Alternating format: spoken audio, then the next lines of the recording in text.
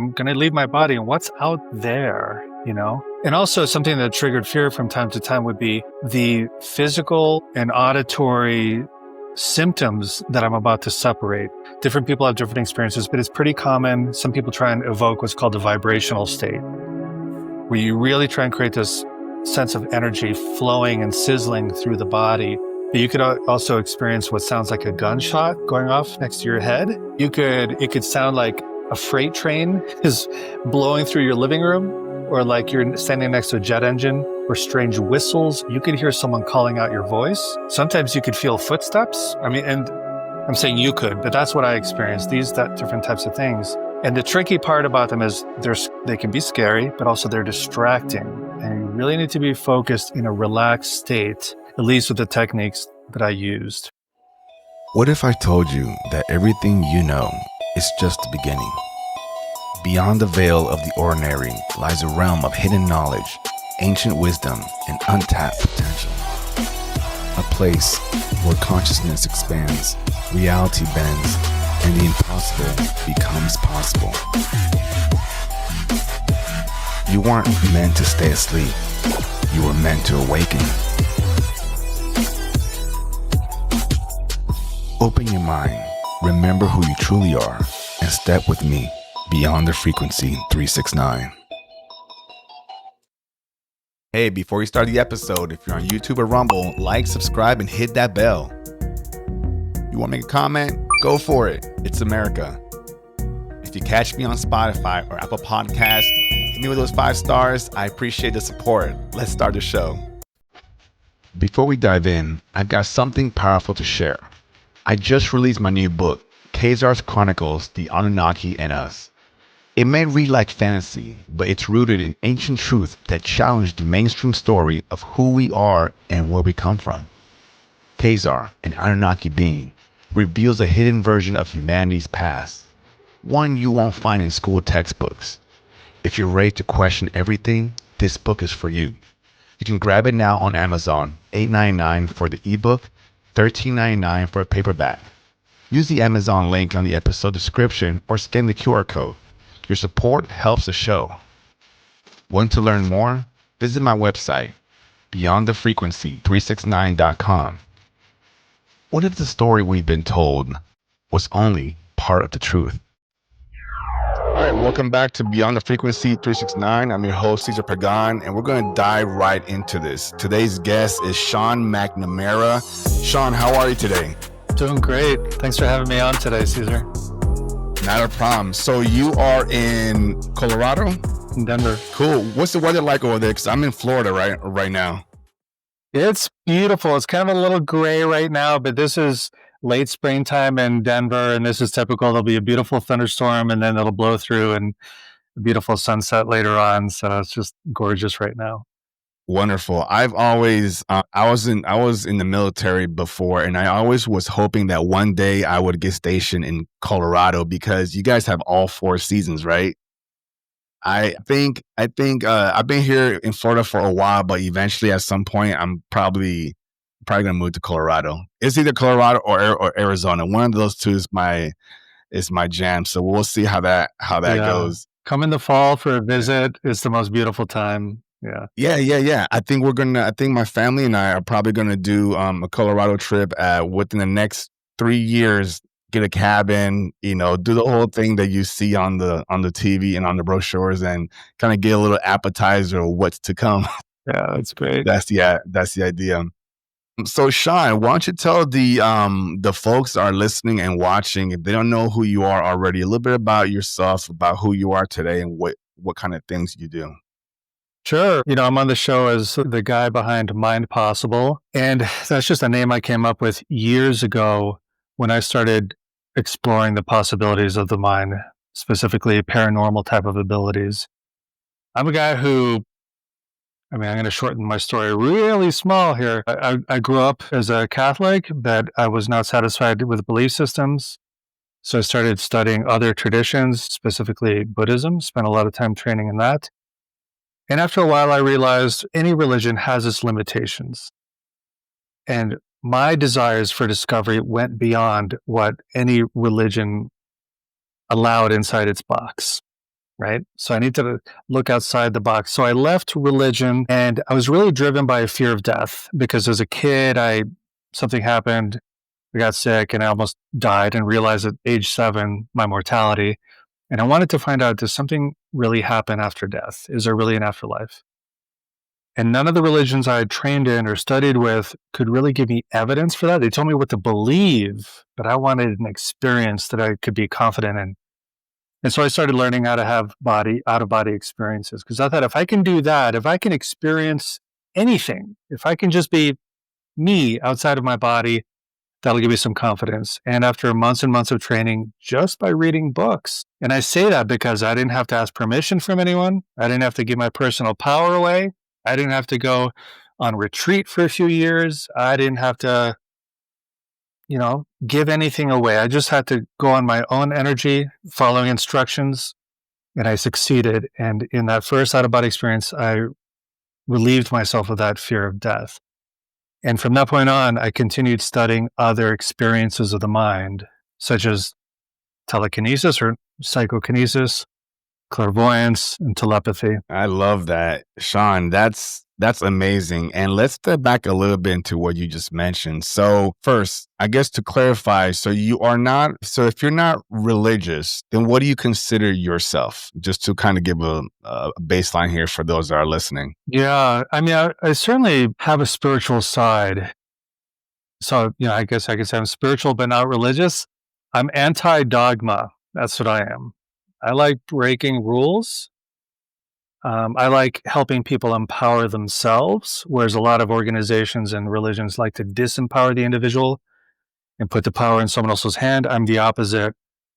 And so that's why I've taught everything I've experienced. I teach it to others so they can empower themselves. And I really don't like people trying to turn me into their teacher either. I put out my books and my online courses, but that's so that they can have the information.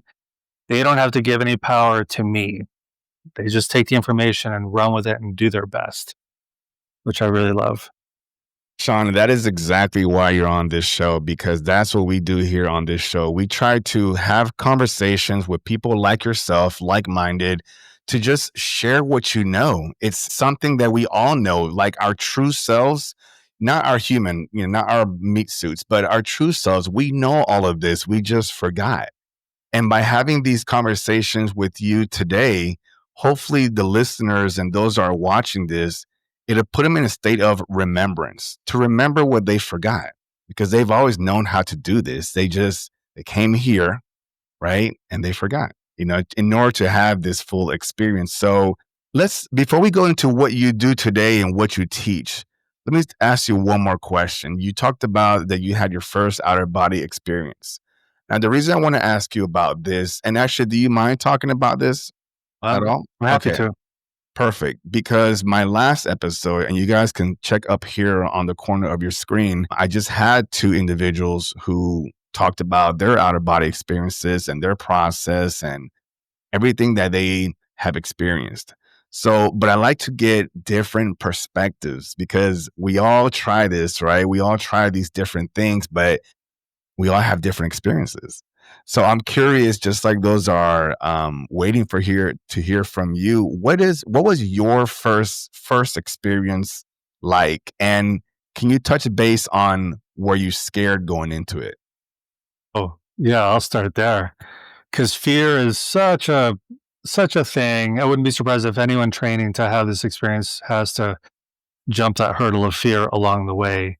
And it was definitely an issue for me during the time I was training. So I would train at least twice a day. I had a job where I could come home in the afternoon and I'd do a meditation, visualization, and then I would also train late at night before bedtime. And often I'd get up in the middle of the night around 3 a.m, leave the bed, go to the living room, which was my training area, lay on the floor or on the couch and do my training again. And there is, a fear similar to when we're kids and we think there's a monster under the bed. I experienced that, like, what am I about to experience here? I'm going to leave my body, and what's out there, And also something that triggered fear from time to time would be the physical and auditory symptoms that I'm about to separate. Different people have different experiences, but it's pretty common. Some people try and evoke what's called the vibrational state, where you really try and create this sense of energy flowing and sizzling through the body. You could also experience what sounds like a gunshot going off next to your head. It could sound like a freight train is blowing through your living room, or like you're standing next to a jet engine, or strange whistles. You could hear someone calling out your voice. Sometimes you could feel footsteps. I mean, and I'm saying you could, but that's what I experienced, that different types of things. And the tricky part about them is they can be scary, but also they're distracting. And you really need to be focused in a relaxed state, at least with the techniques that I used. And the best way I found to work with fear in this paradigm is to train so much and get scared every time until you get bored and find out I get scared every time, but nothing bad ever happens. Nothing's happening here. And realizing all these experiences are largely, if not entirely, hallucinations occurring in the brain, because the brain is experiencing something it's not used to. But I'm consciously separating myself from my physical body. That's unusual for the brain. And I'm trying to provoke this experience. My brain is probably trying to figure out, how do we do this? How do I experience self? The brain's number one job is to keep us alive and maintain an identity. And the act of leaving the body or disidentifying from the body, because there's a whole other conversation about, are we actually leaving the body? Or are we actually ever in our body? That's a much bigger conversation. But, we're changing the experience of selfhood, which really goes against what the brain is designed to do. And so maybe that's what's causing these hallucinatory experiences along the way. But so getting bored through training over and over and over again, I get bored of these experiences instead of scared of them. And when the boredom sets in, that's a really good sign. And then I could really relax, and then the experience unfolded. Shawn, you mentioned that you did training and you read books and things like that. After you read all these books, did you modify the process, or did you, to this day, you still stick to that same method that you've learned by reading said books? Yeah, no, I modified them. I even developed some of my own techniques. There's really nothing new under the sun, I think, in terms of out-of-body experiences and lucid dreaming. People have been doing this for a very long time. And at the base, they all boil down to the same thing: relaxing while staying alert. Body asleep, mind awake. That's a quote from Robert Monroe, who developed the Monroe Institute. He brought the out-of-body experience out into the public. He made it really popular, at least in the United States. So his thing was, let the body fall asleep while the mind is awake. That relaxation, focus, setting intention, staying alert, balanced with relaxation, and just being open and surrendering.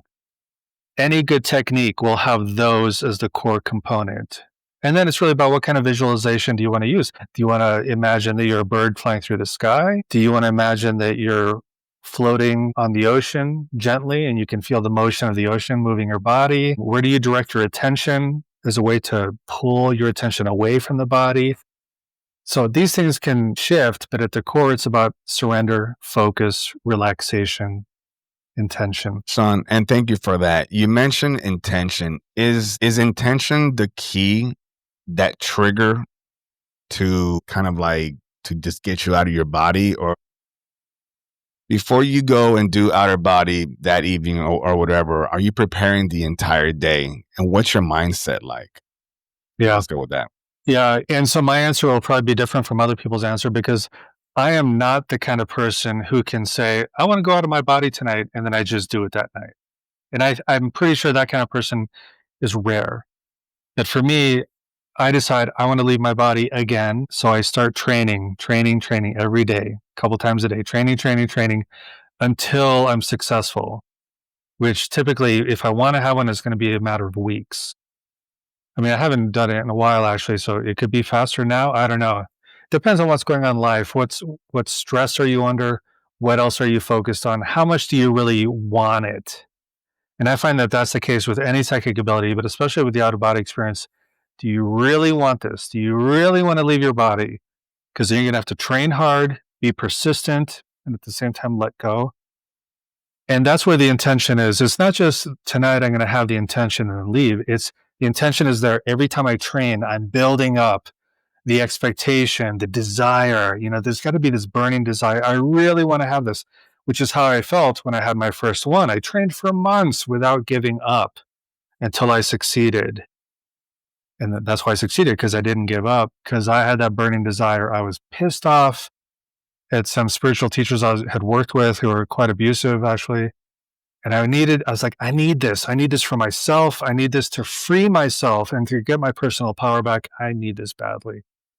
And so the intention is rolled into that too. It's not just an idea like, oh, I intend to leave my body. It's, I want it and I'm going to have it and I'm going to work really hard until I have it. That kind of intention is at play. So it's a consistent intention. For some people, they could trigger an out-of-body experience just by being interested in it and reading about it a lot. And then because their mind is mulling over it over and over again, they might even start dreaming about having an out-of-body experience, or even having lucid dreams. These are all getting closer and closer to the experience. So really wanting it is probably a better description than just intention.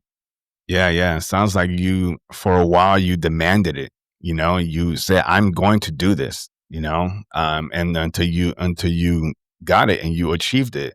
So I know it's been a while since you've had the outer body experience, Shawn, and I don't want to hover too much on this, but just to make sure for those that are listening, I feel like intuitively they want me to ask this question. Can you describe what that felt like for you when you first were disconnecting from your physical into your, I don't know what you call it, your energetic body? Now, I know there's a lot of theories out there, a lot of descriptions. People still sometimes talk about the silver cord, and I never experienced that. That could be, in the out-of-body experience, there are two things. There could be an objective reality and still a subjective reality, where our beliefs play into what's experienced along the way. But getting to your question, what's it actually like so I'll describe my first one. So this happened, if I remember right, around 3 a.m. I'm on the couch in my training area in an apartment we lived in a long time ago. Lights are off. I'm laying there trying to be very still. And I don't remember the exact visualization I was using, but it had to do with motion, feeling motion while I'm relaxing. And for me, typically, most of the time when I have an out-of-body experience, I'll go from doing the visualization to relaxing and then blacking out for a split second. And then the separation begins. Like there's a moment of blackness and then awareness and something else is happening. So I did my technique, let myself drift into unconsciousness. And the next thing I know, I'm aware and there is this buzzing electrical, and I can feel it in my body, head to toe, like that. And I'd trained for this, so I expected it. And I'd sort of started to experience it already in previous training. So as you train, you'll start, these little experiences will come and you're getting closer and closer. And it's usually the fear that shuts it down. But this time I was bored. I was like, I've heard this sound before. I've felt this before. Now I know what to do. I'm going to put my attention at the doorway. And that didn't mean me opening my eyes and looking, but just my attention was at the doorway. And I knew that was a way to magnetize my sense of self away from body. But then a weird thing happened, because that's not what happened. What happened is I actually rolled off the couch. My body didn't, but my sense of self did. And I found myself sort of floating right over the carpet across the room.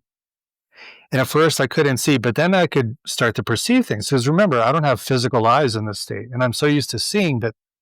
So sometimes in the out-of-body experience, you don't actually see the way you do with eyes.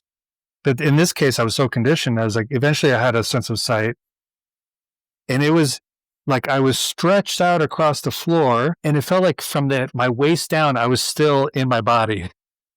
That's wild. Like I was stretched out, but still connected. And that's as far as I got the first time. But so it started with those initial sensations. But then when I separated, those sensations subside. It was just silence. And I'm out and feeling free, but stuck at the same time. And it was just a few moments. And the excitement ended it. I was back in the body, eyes open, wide awake. You said excitement mean you realized what was happening and you were like, You were like, oh shit, this is awesome, you know? Yeah, like Yeah. I did it. And that's the thing is, this is not a dreamy state. This is not a half conscious state. Having an out of body experience when it's, a proper one, it's like walking from one room through a doorway into the other and turning around and seeing your body. You left it in the other room. That you are clearly conscious and awake. However, it is difficult to concentrate. It's difficult to maintain focus the way we are when we're awake. Everything happens much faster. We're driven by emotion much easier. You have to have a very good trained mind to stay stable mentally in that state. So we're very like a ship in a storm, very easily blown by the wind of our emotions and our lack of concentration. So it's really hard to stabilize the experience. A lot of people are afraid, like, if I leave my body, will I be able to come back in or will I be stuck? Well, the actual problem is the opposite. How can I stay out longer? Because as soon as we get excited, I should speak about myself. As soon as I get excited, boom, I'm back in. How do I keep a cool head while I'm out there? Which is hard because what if I have extremely interesting or inspiring experiences where I see beautiful things, I'm filled with limitless love, excitement at the success, which was this case, I was so excited and so happy.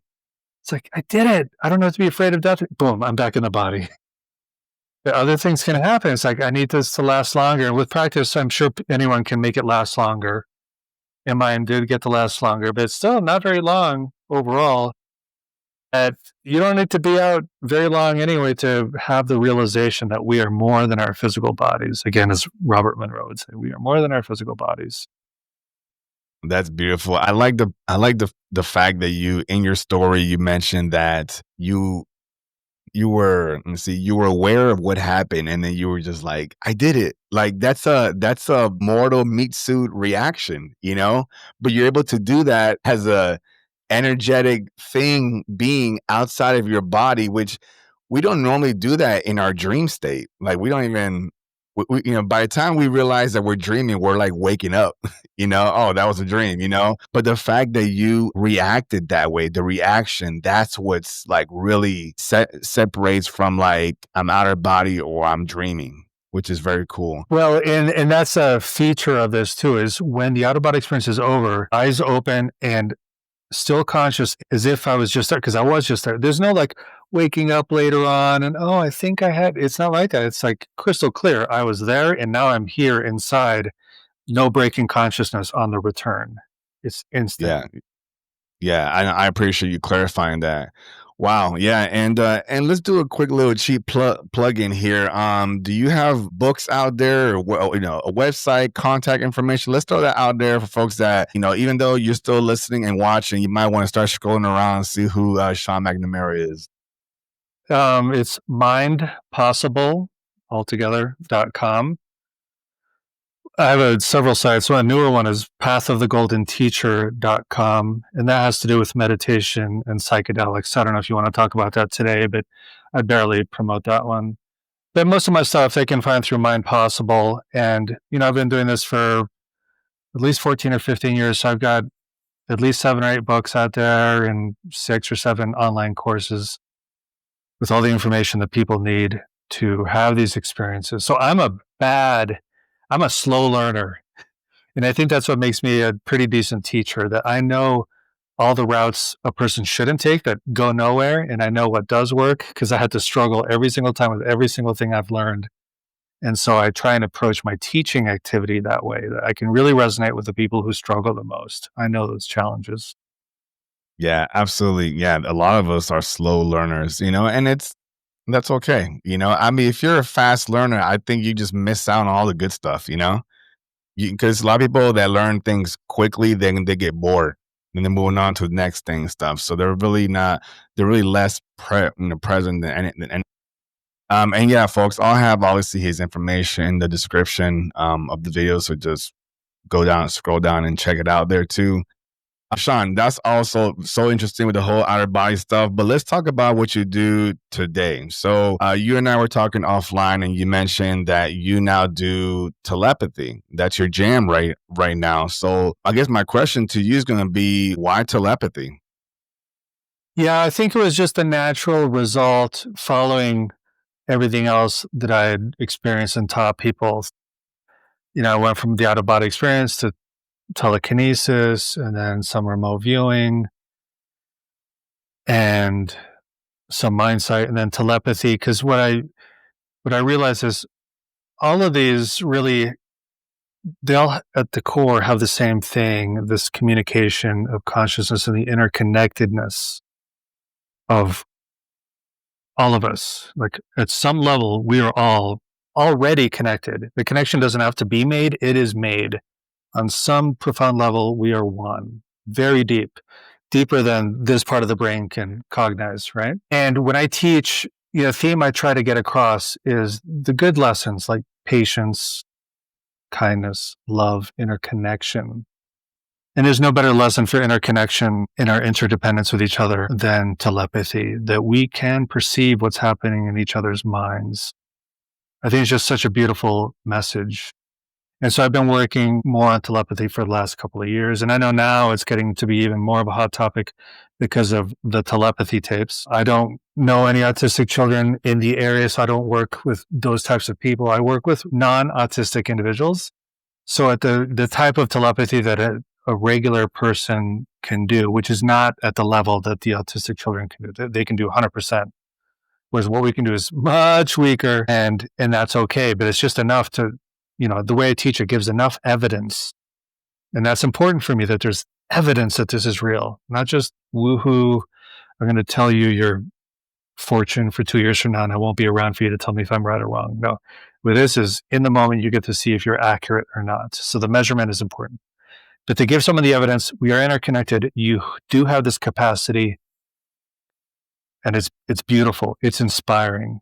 I often get people in my classes who are already energy workers, healers, psychics, mediums like that. And sometimes they show up just because they know they're doing good work, but they would like to just see for themselves a different way that they're headed in the right direction, that what they are doing is real. And just in 2 hours, we do some telepathy work and yep, okay. It's there's no doubt that the work I'm doing is legit. So thanks for the verification. And then they go back to their lives. And I really love that. It's fine with me to inspire people to do what they're already doing with just a little bit of different sorts of evidence. It's just it's one of the more fun classes to teach too, because the group energy is great. We can share the evidence with each other. People learn from each other. Everyone encourages each other. So the whole scene becomes very loving. And really the sense of warmth and kindness between people actually strengthens the ability, which is really nice to see. Yeah, absolute facts. And you mentioned the telepathy tape, Shawn. And folks, you'll see also in the corner, I'll throw in a link as well. I did interview Laura Hirsch, her and her son Trevor. He's a nonverbal autistic, and they also were on the telepathy tape. So they talk about their story. So check that video out as well if you want to know more about that. But what was your thought? What was your takeaway from watching or from listening to the telepathy tapes? Because I heard also see the whole, was it 2 seasons, right? No, 1 season. Yeah. And I think they've started adding bonus episodes at this point. Yeah. I heard the whole season 1, and a friend of mine, she's a channeler, and Jenna Tuttle, shout out to you. She went ahead and was like, Cesar, this is your jam. Check this out. And I was like, all right. I went for a walk, put it on, couldn't stop. So what was your takeaway from? Yeah, I've listened to it twice. The second time I was on a road trip with my wife because I wanted her to listen to it. We heard the whole thing straight through, driving back and forth to Nebraska. And, I like to think I've seen a lot in terms of the consciousness field, and it takes a lot for me to feel touched. I mean, by episode 10, tears were coming out. It's because people started, and I started thinking, oh, this will be a program about telepathy and autistic children.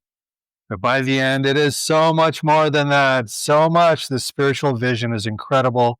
The inspiration, the fundamental note about love and how to be with each other.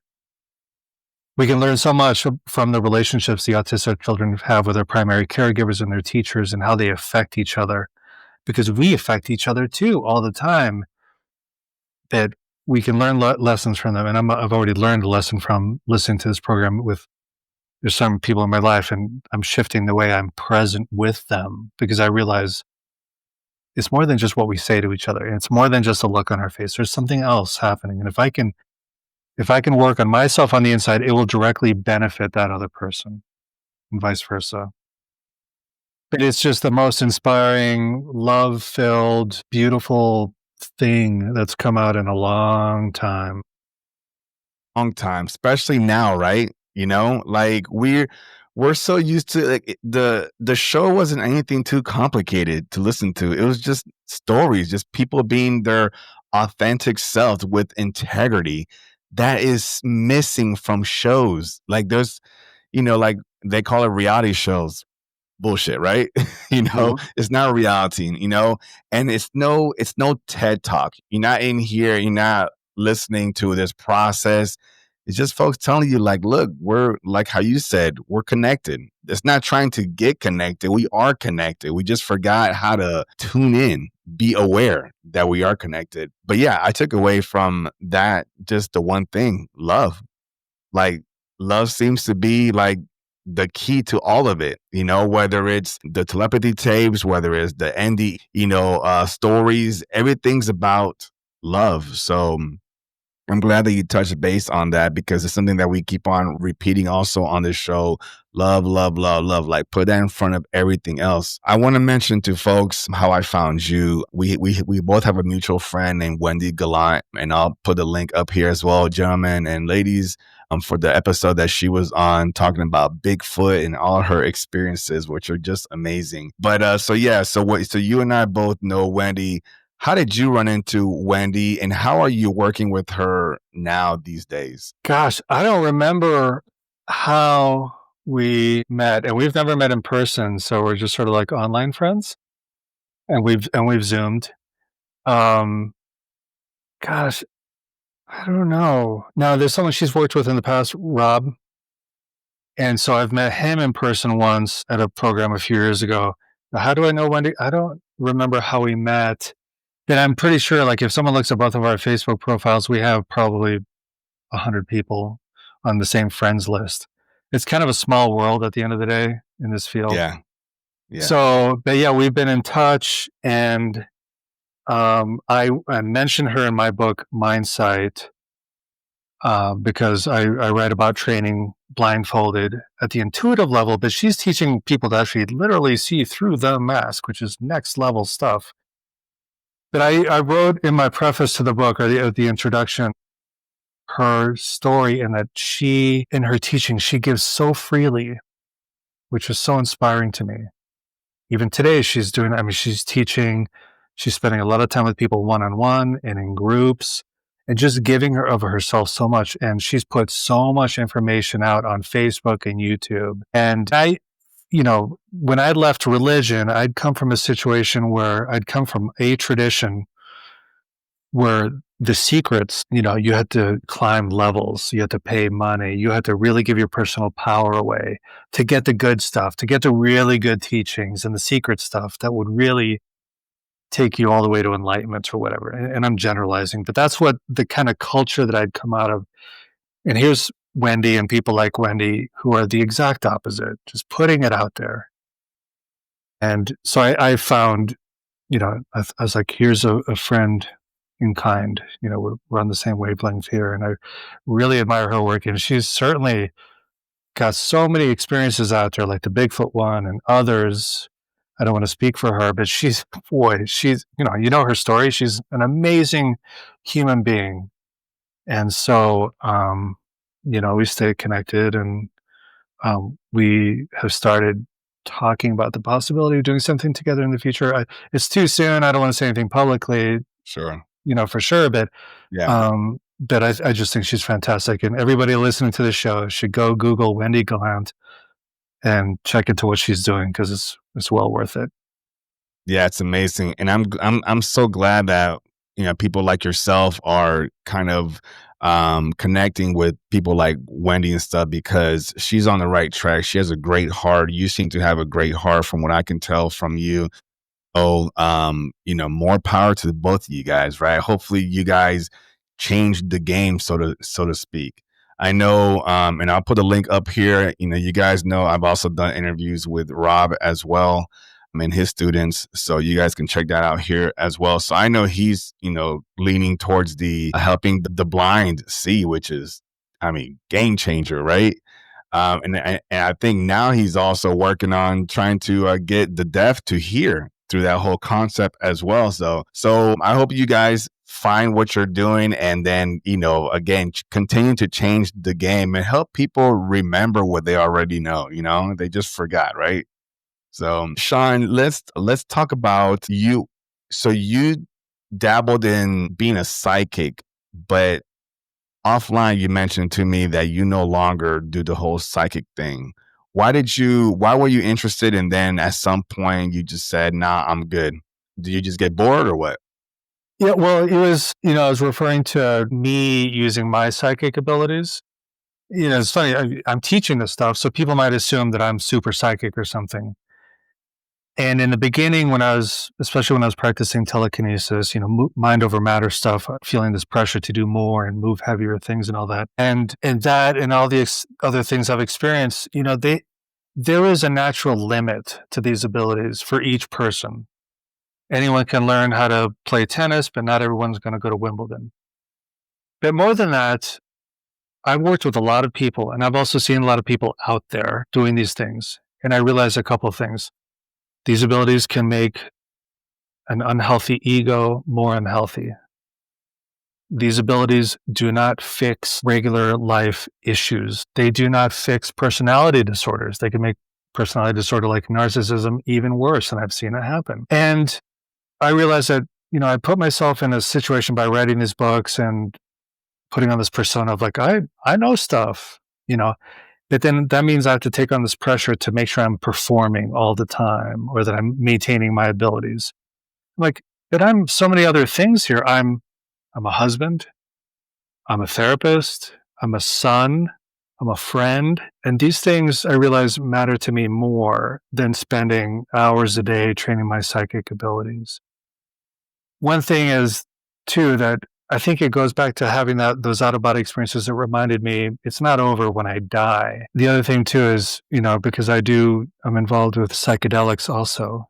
And journey after journey with the mushroom reminds me that, yeah, we are more than our physical bodies, but also the point of all that, if I boil it all down, is the point of being alive is to be alive. To have this human body with all its failings, including the personality failings, the lack of knowledge, the learning, the imperfection. I'll speak for myself only. That's why I'm here, to be regular old Shawn, to feel with my skin, to taste, to smell, to listen, to see with my eyes, my physical eyes, to touch the earth and be here and experience youth, middle age, as much as it sucks, and then older age, if I get to be so lucky. I'm going to have this experience once. Everything else, all the psychic stuff, the consciousness stuff, that'll be waiting for me after this body's dead. So why not be here and experience the human experience? Maybe this is the primary spiritual lesson, is just to be alive in this body, and that it is enough. But I have to be careful with that, because I don't want to make people who are pursuing their psychic abilities feel bad. Because I still teach psychic abilities. Why do I do that? Because it brings me closer to people. I get to see the aha moment on people's faces. It inspires me. It makes me happy. And so if people are building their psychic abilities, that's fine too, because maybe that's part of their human experience. So I don't mean to shoot that down for anybody else. But for me, I got to have all my experiences, and maybe I'll have more for sure. But I have to remember to not be afraid to live this ordinary life and to really do it as fully as I can.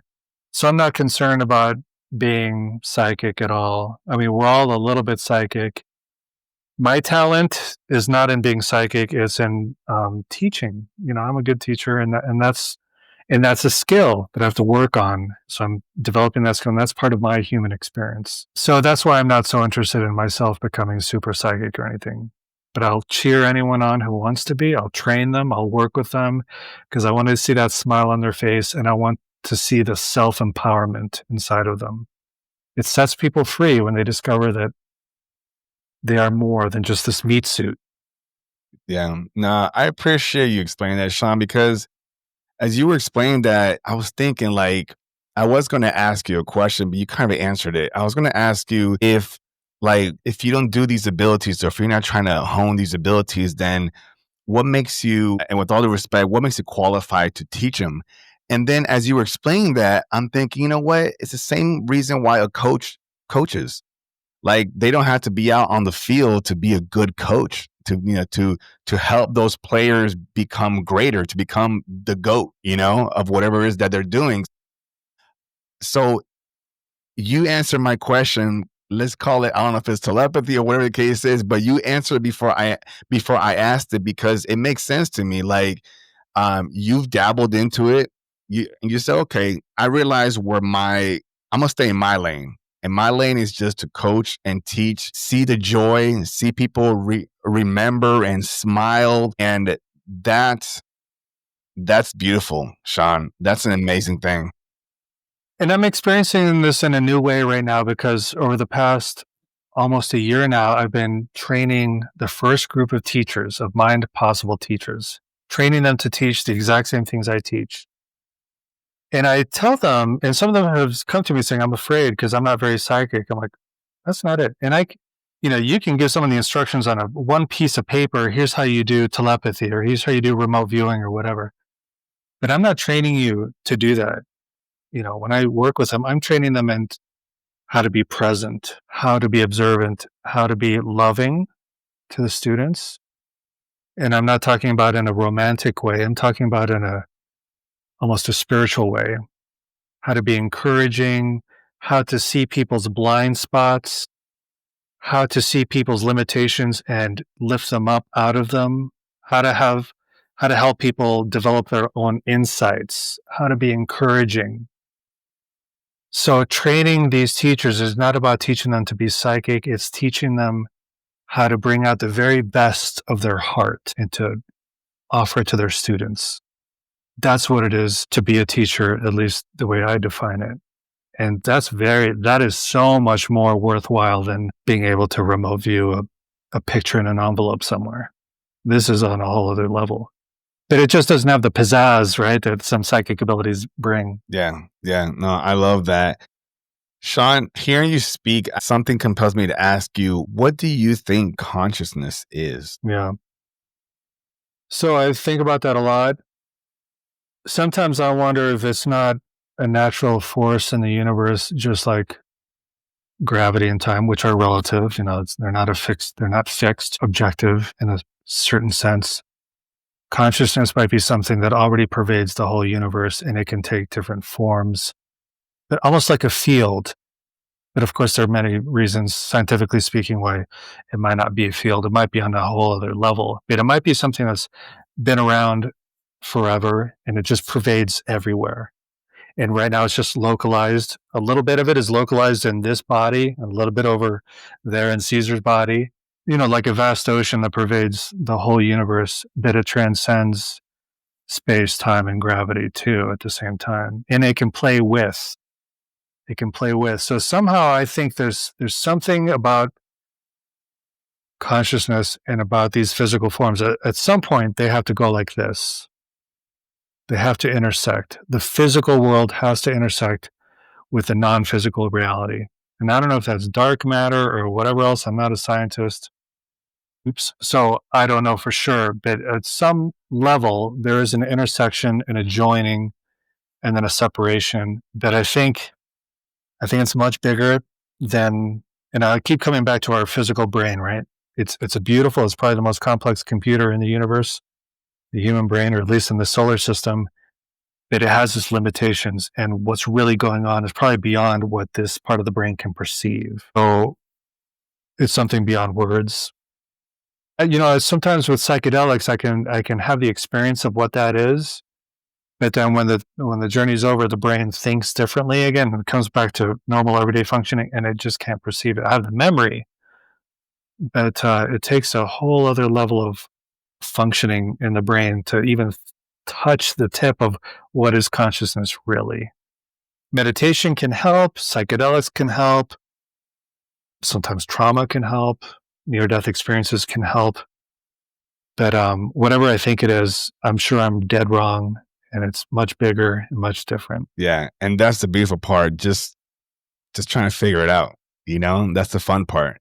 I mean, Shawn, I've thought about. I mean, I think we all have, at least if you're in this space, spirituality and things like that. We've all thought about that. And two scenarios come to mind. I want to get your thoughts on. First scenario is when you stop breathing, right? You cover your mouth, you cover your nose.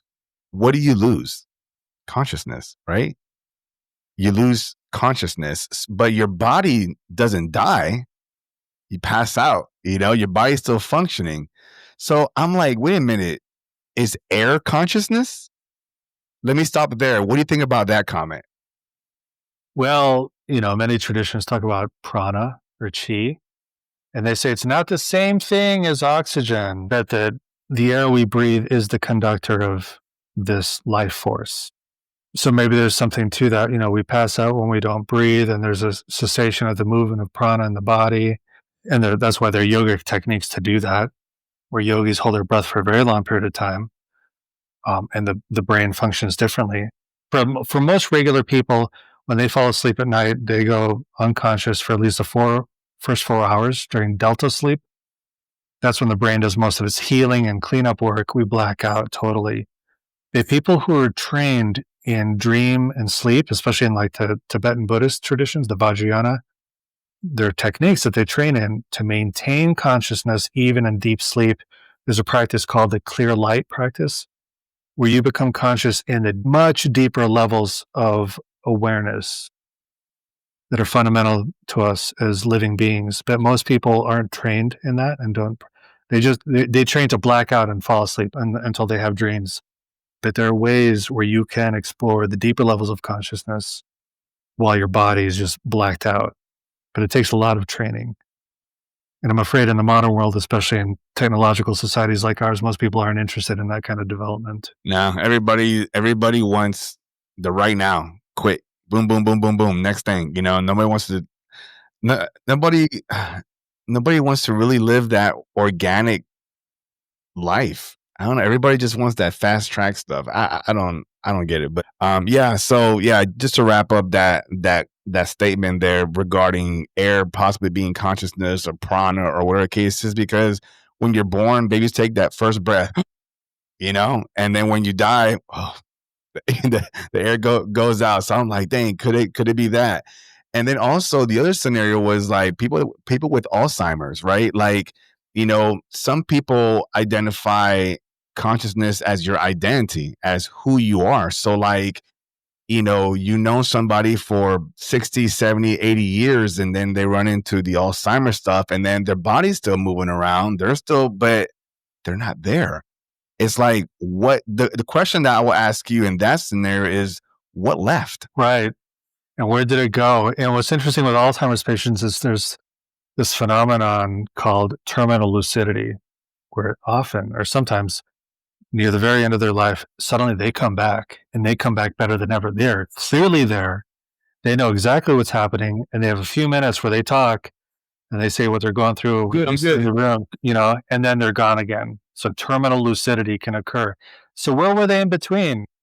There are so many stories and accounts of people who will have a traumatic brain injury, like physical trauma, and their personalities are changed forever. Where they used to be a very nice person, they become a real jerk for the rest of their life.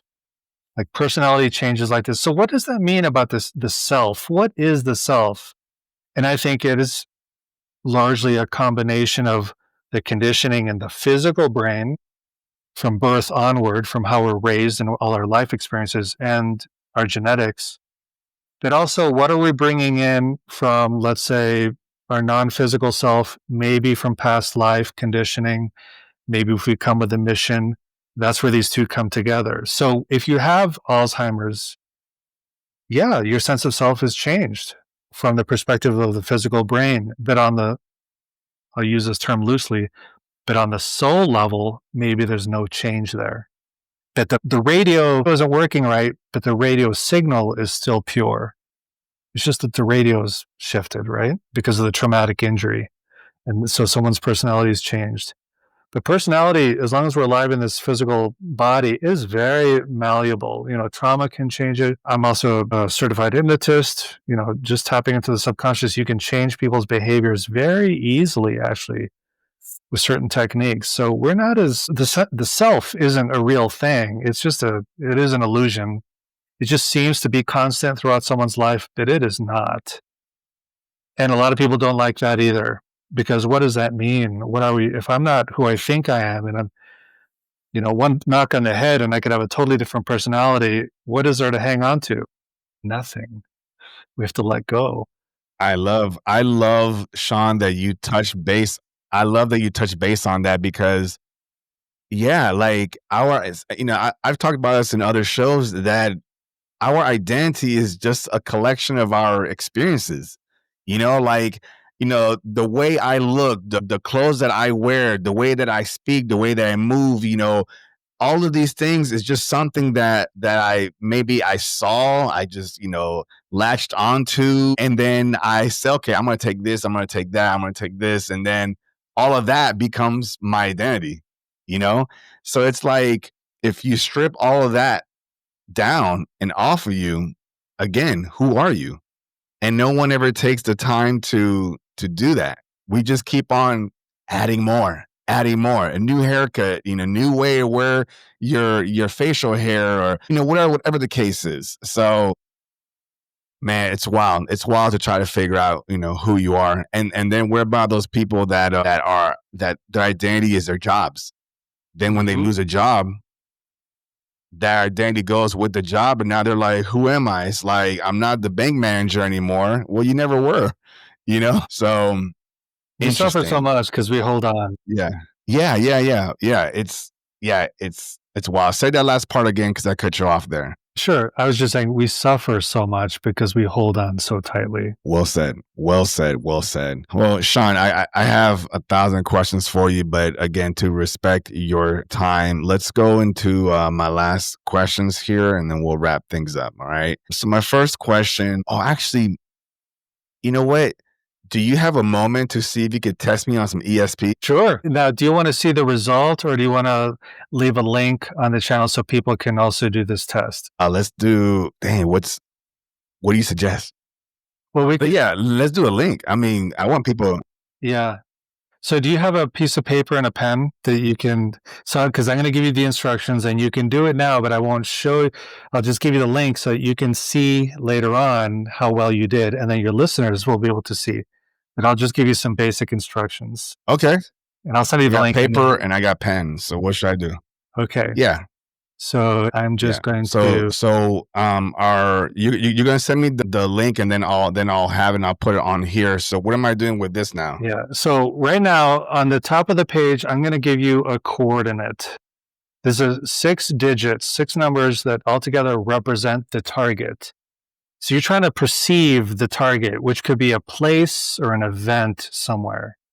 And I'm not going to give you any more details. So you're going to let your mind fill it in. So the coordinate, so this is remote viewing, is 308627. 308. Just in one line? Just right across?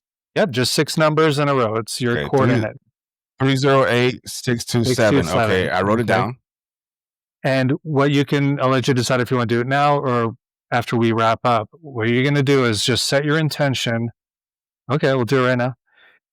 You're going to set your intention. I want to perceive information about this target, whether it's a place, an event, a person you don't know. And you might just interview yourself. What comes to your mind that's surprising, that's different? Are you indoors? Are you outdoors? Is this a natural scene? Let me tell you, like now? Sure, if you want. Yeah, let's do it. I'm gonna interview you. Is this indoors or outdoors? What comes to mind? All right. I'm trying to ignore the camera and the lights right now and everything. Yeah. But what comes to mind is I feel like I'm indoors looking outwards for some reason. Okay. So we're just gonna So we're never gonna label what we see. We're just gonna describe. So you said indoors. You're describing the experience indoors. in, Great. Is this indoors. Yeah. something natural or man-made?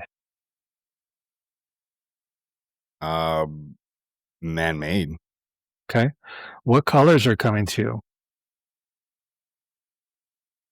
Like the colors you would see on a regular wall, like a plain beige or something, beige or like a white. I'm not sure what the color is, but like a plain wall, Okay. nothing fluorescent. Just Okay. Any sounds? no, I don't think so. Okay. So pretty quiet. Yeah. Okay. And if you were there, what's surrounding you? What does it feel like? What's surrounding you? People, things, nothing, whatever. Man, it's just a weird angle that I'm looking out. I feel like I'm looking out of a window, but Okay. um, But so I'm just kind of like, yeah, okay. no people around, pretty chill. Mm, Okay. mm. And then I think we can leave it at that. I think, Yeah. and I'm not going to say if you did well or not, because other people are going to do this experiment, and I don't want them to write the same stuff that you just said, because it might be different, Okay. right? I don't want to spoil it for them. Yeah. So you tell me like offline? Yeah, I'll tell you offline. We'll watch the link together, because actually, the link, when people click on it, they'll be taken to a 360-degree YouTube video, so they can click and drag on the screen as if they're actually at that location, and they can look around and see what the target was. So you and I can do that now when we're offline, Wow. and you'll see if you had any hits or any Yeah. misses on your transcript, which was our Yeah. interview. So so what was that? Is that something that you teach in your book? In one of my books, Signal and Noise focuses primarily on remote viewing. And I teach a very organic, basic form of remote viewing. And this is the remote viewing. This is related to the stuff done from the 70s to the 90s in the military, CIA, with the Stargate program. Probably still done in some government agencies, but now there's the International Remote Viewing Association. Learn about them at irva.org. So people around the world are learning to do this. It's basically clairvoyance with a protocol. And one of the parts of the protocol is the 6 digits I gave you that represent the target. You set your intention to perceive information about the target. And normally people will write down what they get. You and I did interview style, which is totally valid. And now here it's recorded. So when people click on the link and see the target, and that's called feedback, and you'll see your feedback, you'll see how well you did.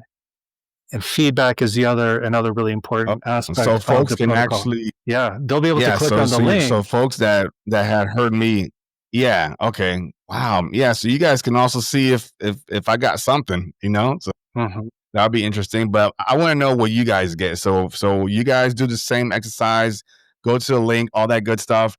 Comment below, like start blowing it up. Start telling me where you went, what you saw, things like that. Give me some descriptions as well, so I can kind of follow along and say, "Oh yeah, you got it right." Send me a video. You guys got my website and social media, so let's interact. That was fun. I appreciate it, Shawn. So okay, so let's get back to on track, because I want to make sure that I did that, because I was curious how you do that. So that was fun. I like that. Yeah, that was probably the fastest I've ever done that. Yeah. Yeah. Yeah. It wasn't like anything like, it wasn't anything like quiet and patient. I'm in front of a camera, things like that. I got earphones, so probably wasn't the best thing. So I probably took you guys somewhere else. But again, it was fun, guys. Yeah, we'll see. All right, Shawn. So beyond all the knowledge and experiences that you've gained thus far with everything that you've done, what still leaves you in awe or makes you question everything? Boy. This might not be the kind of answer you're expecting, but every time I do a psychedelic journey, reminds me that I don't know anything. And it's always an experience that leaves me in awe, because I see something new about the nature of reality, at least from the perspective of a brain that has suddenly opened up and is functioning differently. Like, reality is not how we perceive it in a conscious state on a day-to-day basis. we're just seeing a filtered version with our brain. So psychedelics and meditation, but mostly psychedelics, tear that reality away and say, what's really out there is very different than how we translate it through our eyes and our brains. Damn. That's so, again, there's no right or wrong answer, but I was not expecting that.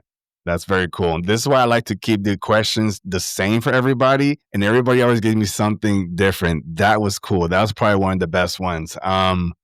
Damn, I wanted to ask you 1,000 questions on that, but maybe for another time. All right. Second question, Shawn, what is the ultimate purpose of life? Learn how, and that means loving ourselves, especially. We're so trained to be down on ourselves, to see ourselves as evil or sinful or broken from the very beginning. We're programmed that way largely in this society, largely because of religious conditioning. But it's everywhere that we're not good enough. We have to learn that that is not true. And we have to learn that other people are just as sacred and lovable and forgivable as we are. And I think it's the limitations of having a human body and a certain time frame from 0 to 100 years. That's usually more closely 0 to 80 years. We have that much time to learn how to open our hearts. Yeah, and I want to add what that, a perspective. and that has nothing to do with psychic functioning. Psychic functioning not required to learn how to love. Yeah, by you saying that regarding the between 0 to 80, at least on average, just made me think that some of these folks get to that age and they're still trying to figure things out. They're still trying to figure it out. And it's like, I don't know. We label folks and say like, oh, you've been around for a while. You must know a lot of things. Do they? Anyways. Yeah, it could be an unreachable goal. Maybe it's just about the journey of trying. Yeah. I love that. And which is what you're doing. And this is what I'm doing, exploring through podcasting. Shawn, the next question is, what is your definition of God? Yeah, that's a dicey term for so many levels. Based on my experience, so this is not faith-based, this is experience-based. I think it's the same thing as that universal consciousness I was describing earlier, that it's something that throughout the universe, somewhere it's some part of the fabric of reality, and it's sentient. Like, it reacts, it responds, it knows. But beyond that, I don't know what God is. And I really don't like falling into faith-based perspectives or Santa Claus-based perspectives. You know what I mean? Like turning God into my security blanket. I don't like that personally. So I would, I'd refer to whatever that is as the great mystery, which leaves me very little to hold on to. It's not going to serve my ego. But I know there's got to be something bigger than me out there. I know that, because what is it that's allowing I think it's possibly the same thing as what I was describing earlier, that consciousness could be something that's throughout the universe, sort of almost like gravity, space, time, something like that, intrinsic to this reality, but of course more than the physical reality, maybe even more than what we know as the non-physical reality.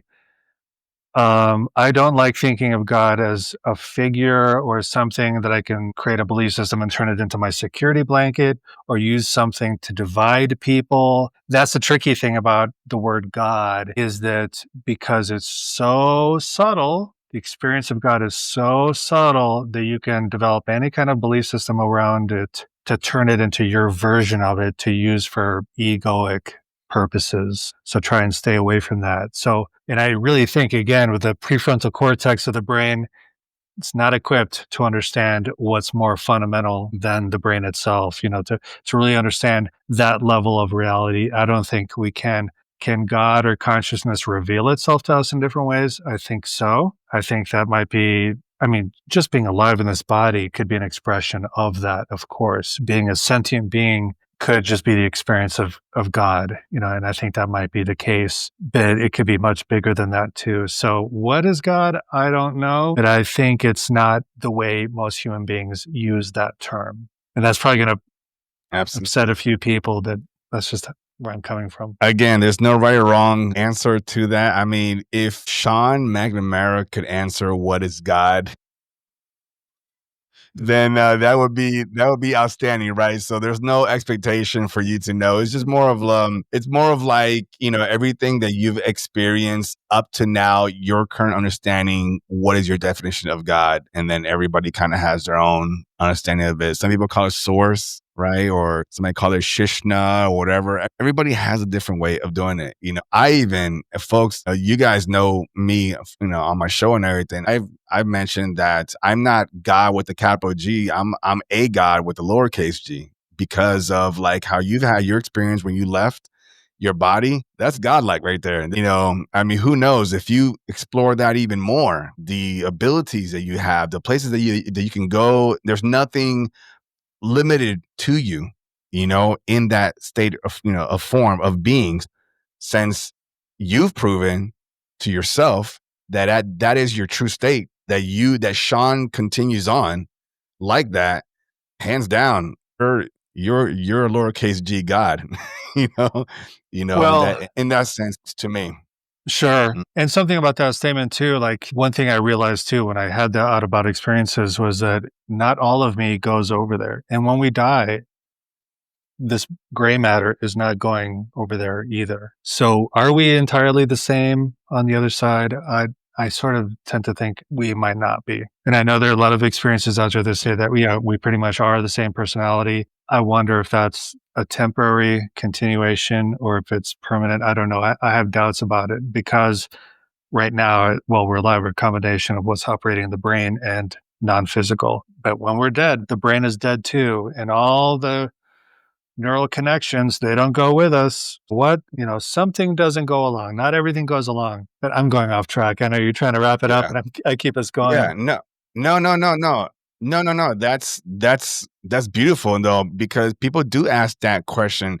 There are people that say, even the guys that I just interviewed on my last episode, they believe that from their own words, you are still the same person. But the one factor that you just introduced is, for how long? That's a good question. I mean, when you leave your body in the immediate area, whatever that radius is, your toroidal field, whatever the case is, yeah, you just left your body. So yeah, there's a lot of you that is like your meat suit.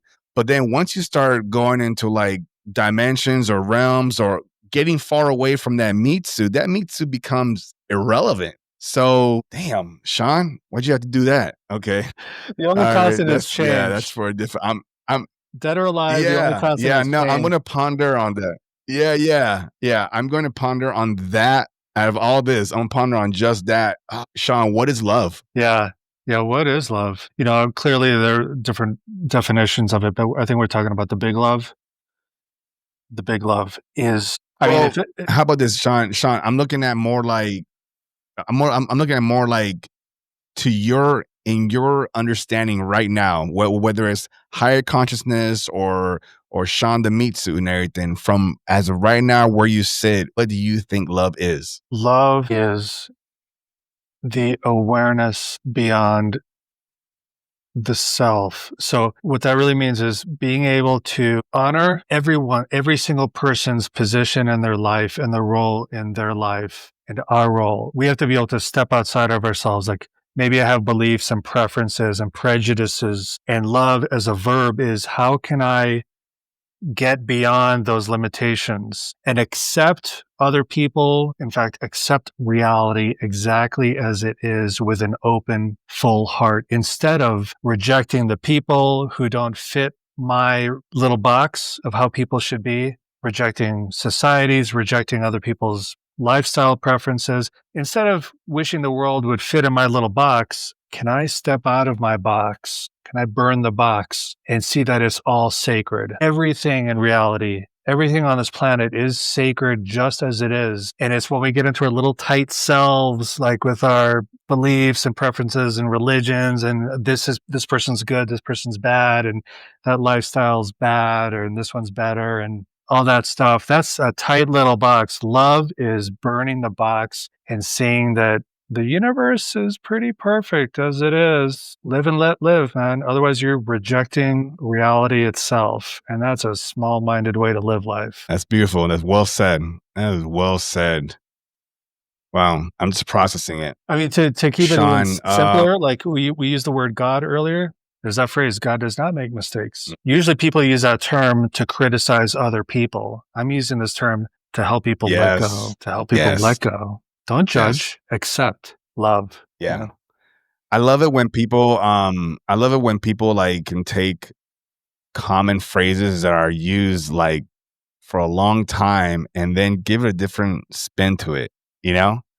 Not a lot of people do that. Not a lot of people, just like like stuff like in the Bible verses and things like that. You read it one way when you first read it, and then you take that mindset throughout your entire life. Like, have you ever not thought about re-questioning it again? After all your experiences, like, isn't there a new thought? So, because you just said it. You just said the only thing constant is change. So, yeah, okay.